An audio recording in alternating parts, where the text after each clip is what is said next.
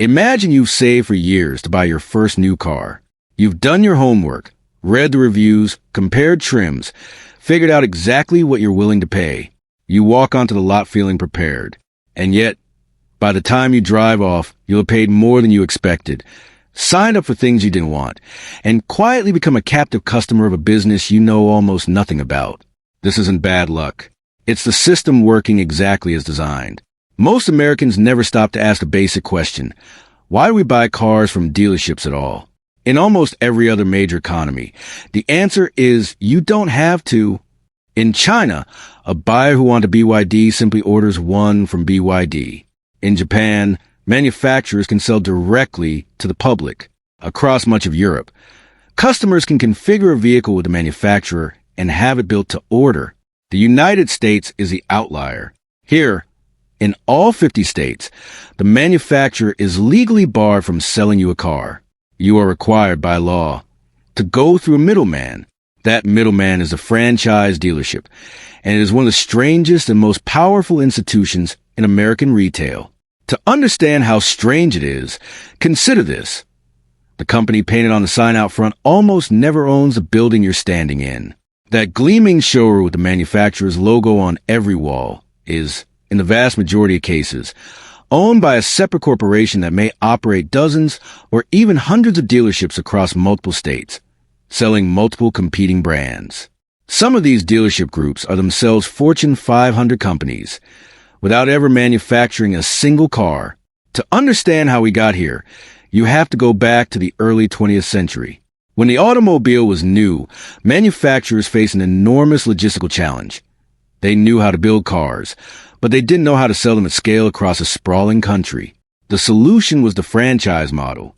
A manufacturer like Ford would partner with local business owners who understood their communities, who could extend credit, who could maintain showrooms and service bays in towns a factory would never visit. It was, at the time, a genuinely sensible division of labor. The factory built, the local entrepreneur sold and serviced. For a few decades, this arrangement worked reasonably well for everyone involved. But as the major manufacturers consolidated into a handful of dominant players, the balance of power shifted hard in their favor. Manufacturers could flood a dealership with more inventory than it could possibly sell, force it to carry unwanted models, or simply open a competing dealership across town if the relationship soured.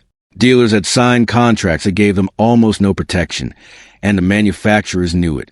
By the middle of the century, dealers fought back the only way they could, through politics. Local car dealers were often pillars of their communities, sponsors of little league teams, prominent donors, friends of the mayor. They used that influence to lobby state legislatures, and one by one, all 50 states passed franchise laws that did something remarkable.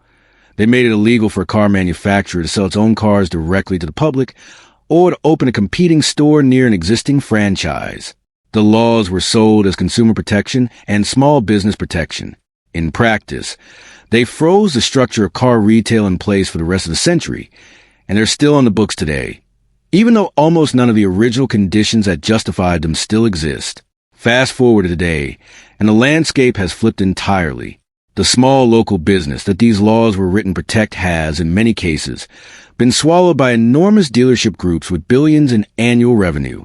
Meanwhile, manufacturers face more competition than ever, from imports, from new EV makers, from companies trying to enter the market with entirely different business models. The laws remain, but the power dynamic they were designed around is gone. What's left is a system that protects the dealership's leverage over the customer, long after the original justification expired. So what does that leverage look like in practice? It starts before you even walk in the door. The manufacturer's suggested retail price already includes a healthy markup over what the dealership actually paid for car, often several $1,000s per vehicle. Add a destination fee that no one negotiates, and a vaguely defined dealer handling fee that exists mostly to pad the bottom line, and you're already paying well above the wholesale cost before a single word of negotiation has happened. Dealers refer to this as the front end of the deal, and in good market conditions they aim for a modest profit margin on it, typically in the low single digits, sometimes reaching into the high single digits on desirable models. But the front end isn't where dealerships make their real money. That happens at the finance and insurance desk, the F&I office, which is where nearly every buyer ends up after agreeing on a price. The person behind that desk has a title that sounds purely administrative, like they're just there to process paperwork. In reality, F&I managers are among the most highly trained, highly compensated salespeople in the entire dealership, often earning far more than the person who sold you the car in the first place. Their job is to maximize what's called back-end gross, the profit generated through financing markups, extended warranties, service contracts, paint and fabric protection, gap insurance, and a long list of add-ons that are presented as routine, almost procedural parts of closing the deal. Here's the trick. By the time you reach the F&I office, you've usually already made your big decision. You've picked the car, agreed on a price, and emotionally you're basically done. You just want to get out the door with your keys. That psychological state is exactly what makes the back end so profitable. Buyers who spent weeks researching the price of the vehicle itself will often accept, with barely a question, an interest rate a full percentage point or two higher than they could have gotten elsewhere, or a $2,000 extended warranty that costs the dealership a small fraction of that to provide. None of these add-ons are necessarily worthless. Some buyers genuinely benefit from extended coverage, but they're almost always priced at a steep markup specifically because this is a moment in the transaction when resistance is lowest. The result is a purchase that can easily end up 20 to 25% more expensive than what the manufacturer actually charged the dealership for the car, and that's before you've considered what happens when you bring that car back for service. Dealerships have every incentive to make you a repeat customer for maintenance because service departments are themselves a significant profit center, often recommending work that's more extensive and more expensive than what an independent mechanic might suggest for the same issue. None of this makes dealerships purely predatory. They do provide real value, a physical place to see and test drive cars, local service infrastructure, employment, and tax revenue that cities and states rely on. The problem isn't that dealerships exist. It's that consumers have no real alternative. You can't simply decide to skip the dealership and buy from a manufacturer instead. The way you could choose to buy direct from almost any other company selling almost any other product. The law removes that option entirely, and removing a customer's ability to walk away is exactly what gives any business the power to extract more from a transaction than it otherwise could. This is, unsurprisingly, hard to fix. The dealer lobby, represented at the national level by an extremely well-funded trade association, has deep relationships in every state capital, built over nearly a century of political engagement.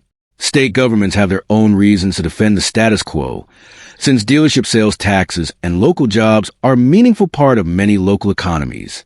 And ordinary consumers who deal with the system maybe once every 5 or 6 years have little appetite to organize against it the way they might around an issue that affects their daily life.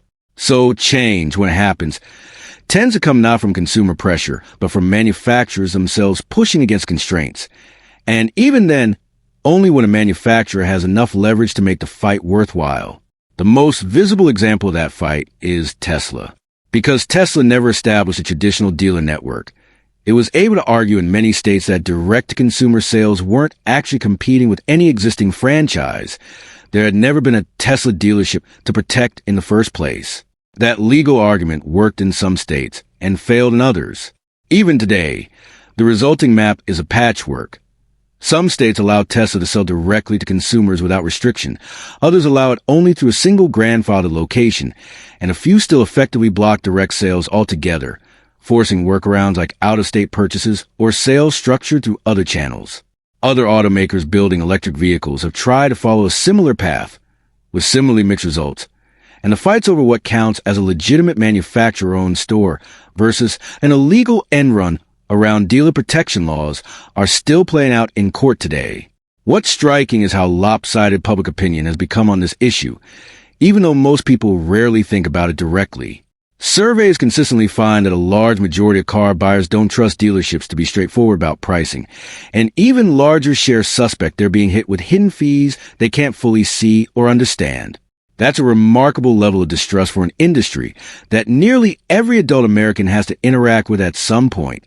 Even federal regulators have weighed in, with antitrust and consumer protection officials publicly favoring more direct sale competition as a matter of basic market principle.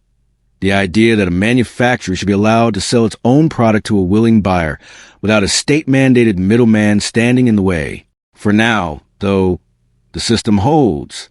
Most car buyers will continue to walk into a showroom believing they're dealing with a manufacturer, when in fact they're dealing with a separate, often distant corporation whose entire incentive structure is built around extracting as much value from that single transaction, and from the years of service visits that follow as possible. The laws that created the situation were written to solve a problem that no longer exists, but they've proven remarkably durable precisely because the people who benefit from them have far more reason to defend them than ordinary buyers have to fight them. Until that changes, the advice for any car buyer remains the same as it's been for decades. Know the invoice price before you negotiate. Treat every add-on at the finance desk as a negotiable expense rather than a formality. And remember that the friendliest person in the building is still, at the end of the day, working for the dealership and not for you. It's not that car dealerships are uniquely villainous. It's that they're operating exactly as a business within a market where the law has eliminated your ability to shop anywhere else. And in any market like that, the customer rarely comes out ahead.